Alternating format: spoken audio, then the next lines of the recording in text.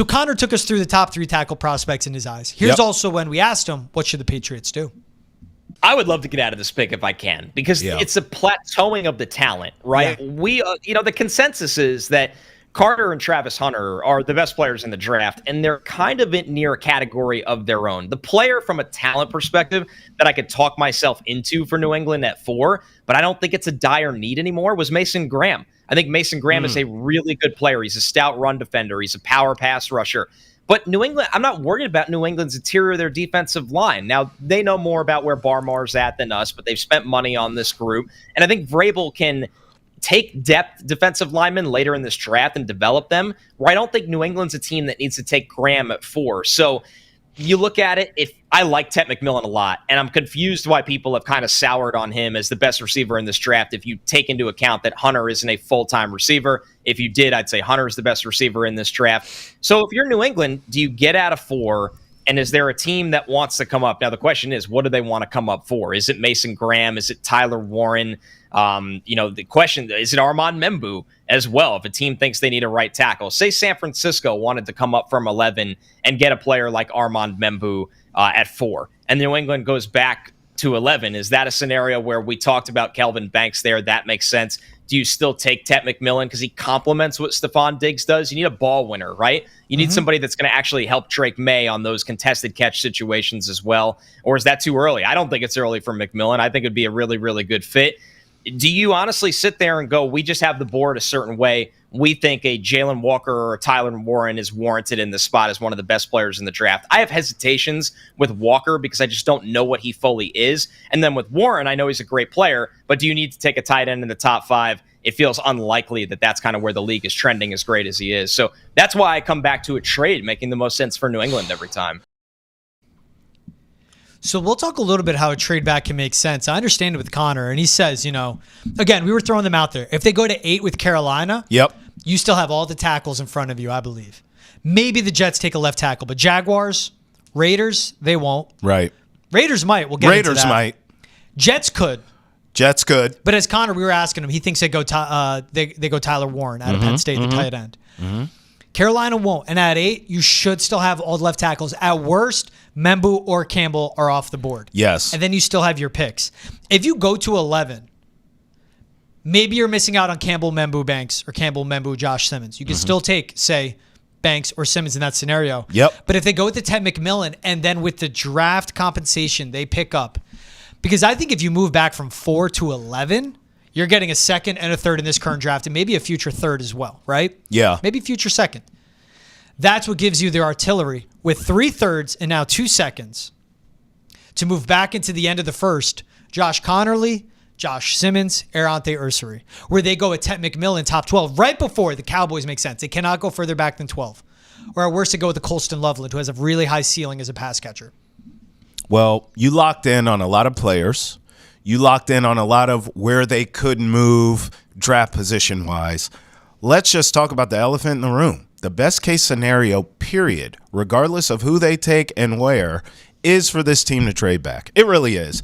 And I can't even believe I'm saying that. It's like I don't even know who I am anymore because I hate all those years of Belichick trading back drove me nuts. And I wasn't even in the market, and it drove me nuts. I can't stand trading back. But if we're being honest, this is a best case scenario for the Patriots because there is no knockdown, lockdown. That's the guy to take at 4. Think back to just last year when we were doing this exercise, George. It was like Drake May, if he's on the board, you got to take him at 3. And luckily for us, he was, okay? It's not the case this season. That's why I will never, ever forgive Gerard Mayo for ruining my Travis Hunter dreams. All you had to do was lose to the Bills, Jets, and we wouldn't be having any of these conversations. I would already have my Travis Hunter jersey on back order, ready to rock. But no, now we're sitting here at 4, and look, Hunter's going to be gone. Abdul Carter's going to be gone. Just trade back. Will Campbell's cool, not at 4. Membu's cool, not at 4. Kelvin Banks is cool, not at 4. I like Ty Warren, not at 4. All these players we're talking about, there's that caveat. It's like a dark cloud hanging over us, just waiting to rain on us. It's not at 4. I don't care what player you name, even Ted McMillan. It's like, yeah, I like rich him, at 4. but I like him better at 11 Especially or 9. when you have the need, when they have that need. I just trade back. That really, if we're being honest, that is the best case scenario for the Patriots night 1. Trade back, get more capital, because you do have a lot of holes in this roster that you can address as the draft goes on all weekend, but just move back. How far back is a question, but I think all of us can acknowledge the best play here is to move back in this draft. All right, we're going to talk a scenario because there is a left tackle out there that's looking possibly for a new team. I like everything you stated. All right. There have been the reports from The Athletic, and this coincides with trading back. So I have a vision here. Okay. Kolton Miller, 7-year NFL starter, all at left tackle for the Las Vegas Raiders. Per The Athletic, starting left tackle Kolton Miller hasn't reported to the Raiders' voluntary offseason program as he seeks a contract extension.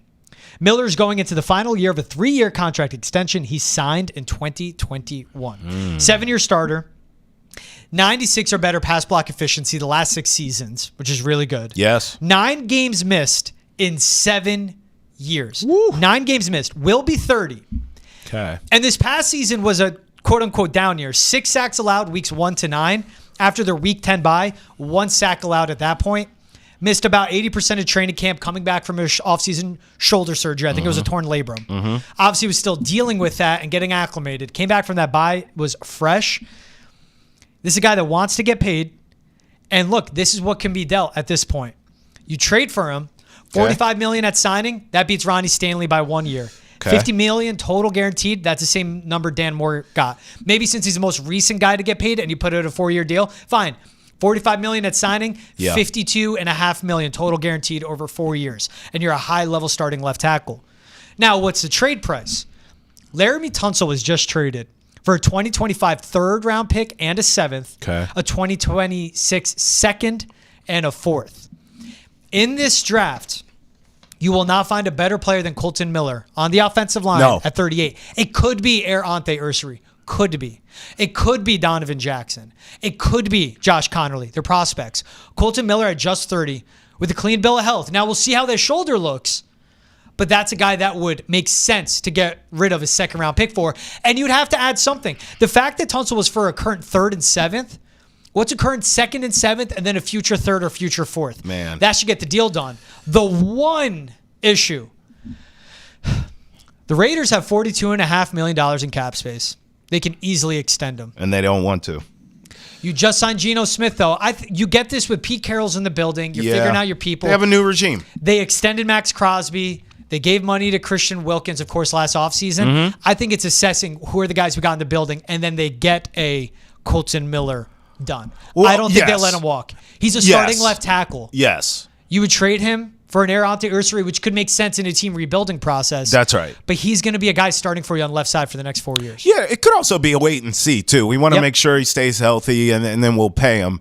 I don't put too much stock into that. Let's also remember, this is the Raiders we're talking about, okay? I don't give a damn about Pete Carroll. They are morons. From the top to the bottom. As my late grandma would say, from the rooter to the tutor. They're all idiots. So I'm not going to put any stock on the Raiders as an organization.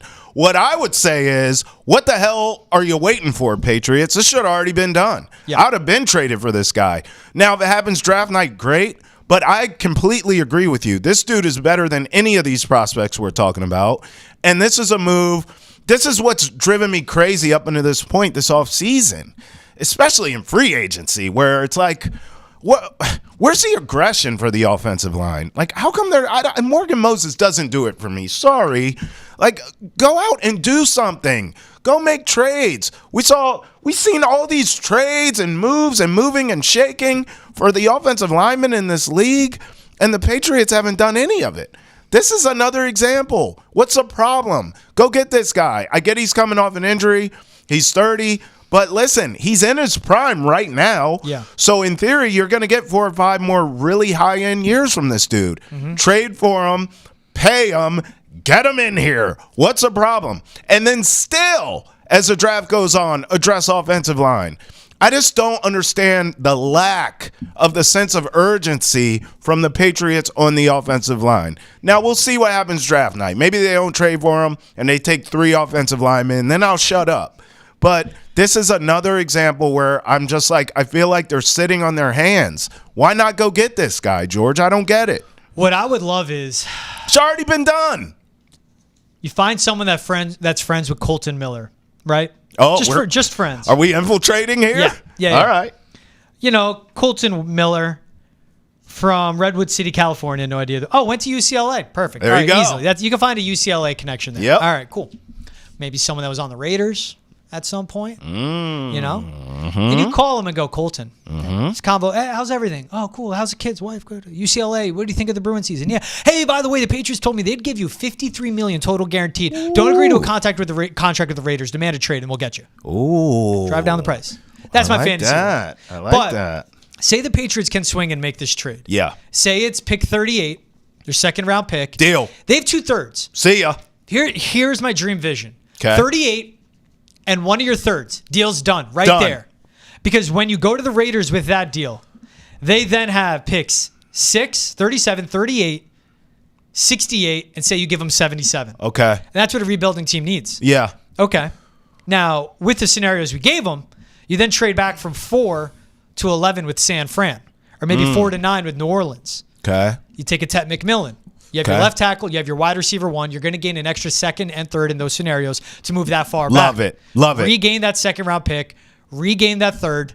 And then you still build there. And that's when you can start going draft best available. Yes. Kolton Miller, left tackle. Tet McMillan. Maybe third round, go Travion Henderson. You could do anything you want. You already won the draft. What you just laid out, literally, they won the draft. With those picks, they got a starting left tackle. That's right. Their wide receiver 1, who can develop into a wide receiver 1. Connor Rogers loved Tet McMillan too, and build out from there. Or they just, at 11, it's not Tet.